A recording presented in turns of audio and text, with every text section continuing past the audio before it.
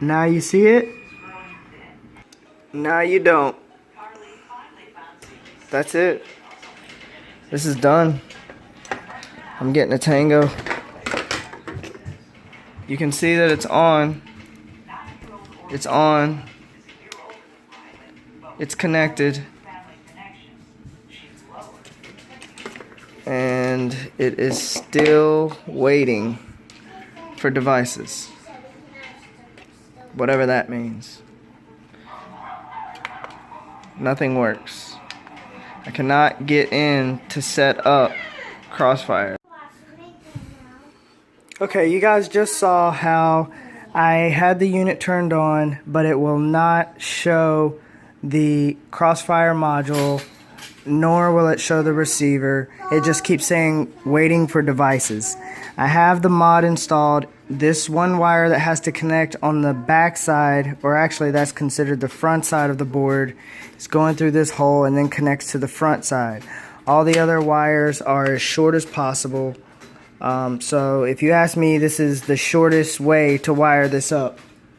This could have went over through here into there, which would have probably been a little bit shorter, but then it would have been in the way when you're trying to connect to this this JST connector.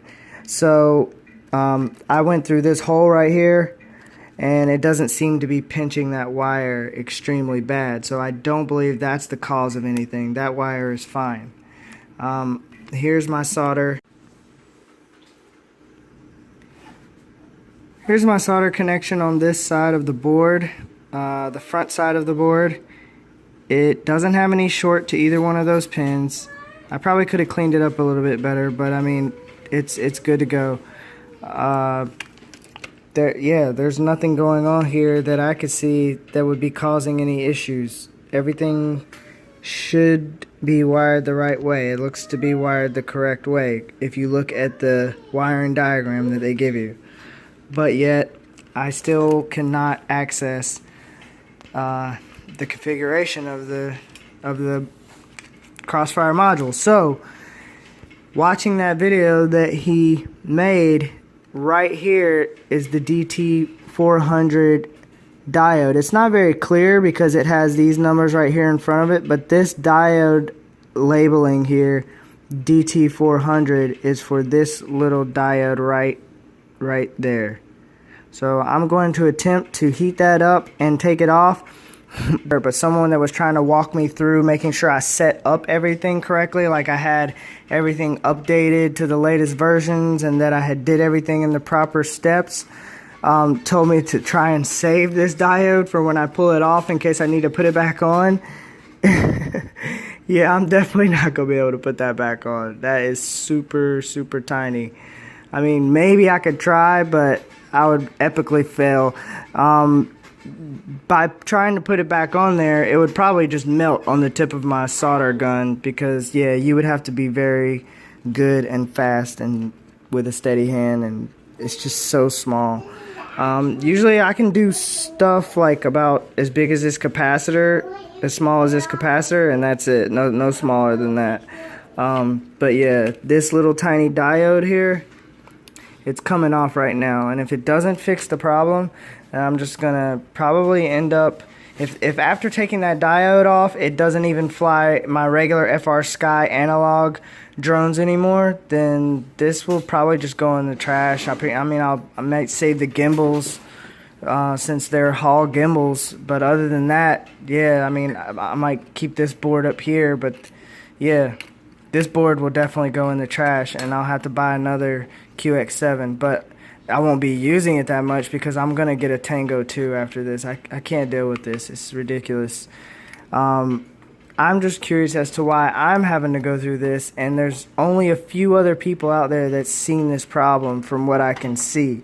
But anyways, enough talking about that. I'm going to remove the diode now, and we're going to give it a shot to see if it fixes the issue. Let's take it off.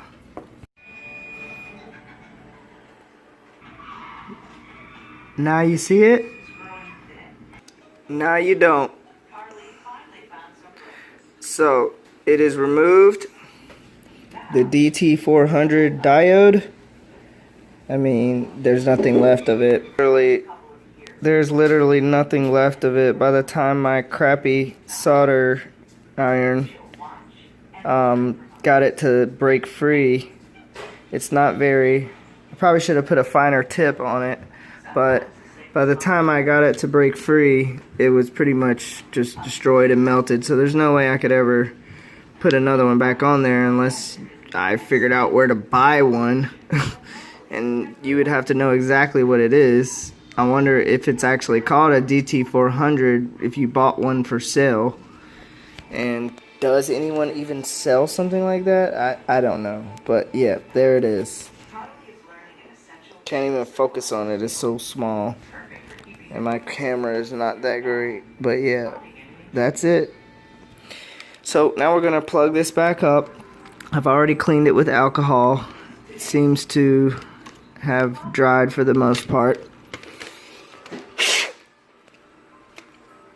And let's see if this works now. Okay, so I've got all the screws back in. I've plugged up my 2S battery.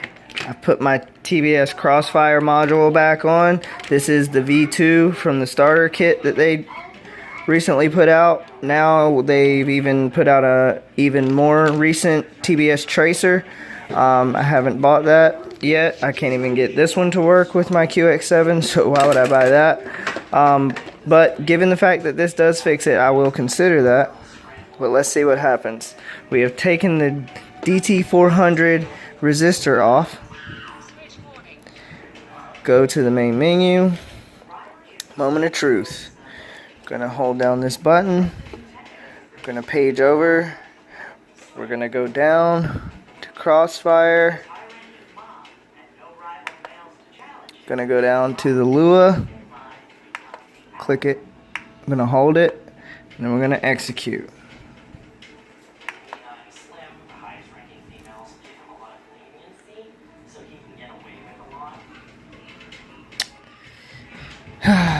Still did not fix my issue.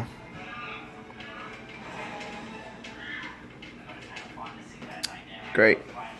So there you have it. It did not work for me. Yeah, that's it. This is done. I'm getting a Tango. You can see that it's on. It's on. It's connected. And it is still waiting for devices. Whatever that means. Nothing works. I cannot get in to set up Crossfire. Let's see what happens. I haven't tried to go down here. Let's see what this does. Nothing.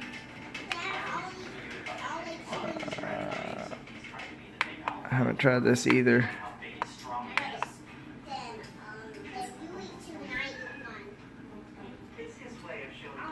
Okay.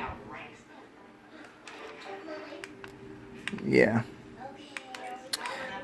What? Did you see that? Oh, great. What did I do? I don't know. I really don't understand why this is this difficult for someone to just switch from Frsky to Crossfire. But given the fact that I'm not using a TBS controller, I can't really complain too much. But I will say that FPV in general is not easy. It is complex. And I just applaud any companies out there that is making it easier, and TBS is definitely one of those companies. So that's why I'm going to invest into a newer controller and get off of this ancient POS. I'm done. Over and out. This is Brap. I took off the DT400 resistor. It's in this wet napkin right here, and it did not fix my problem. So I'm sure I could send this controller to what was his name? I forgot. I'll post it up here somewhere. or put his link in the description. But the guy that took that off and it worked for him, yeah, I don't know, he could probably fix it. I can't. I don't have an oscilloscope to try to figure out what's going on here technically. I will really quickly go to the baud rate, and I will turn it. Where is the baud rate? I forgot where I don't even remember where that is. Hardware. Here it is. Alright, so I'm going to turn this, just because I know some people are going to ask about that. Turn it to there. Check. Alright, go back. It's still there. Okay, we're good. Baud rate is set down. Now, page over. Oh, passed it. Sorry. Page over.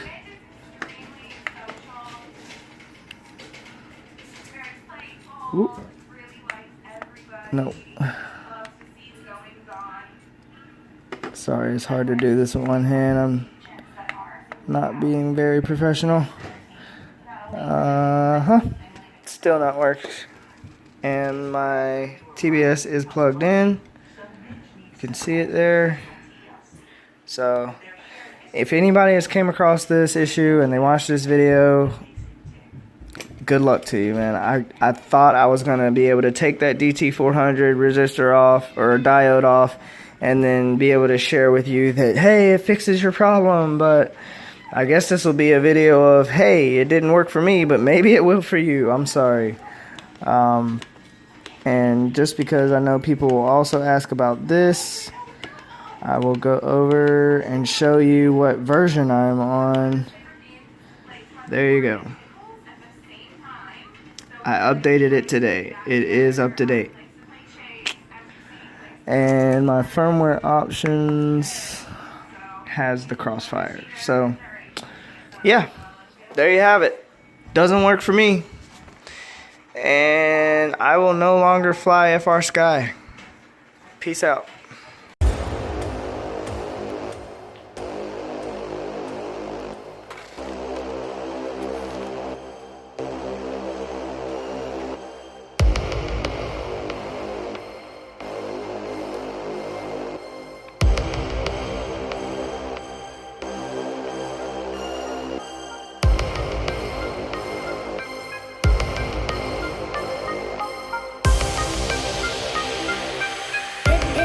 Dr. Agent.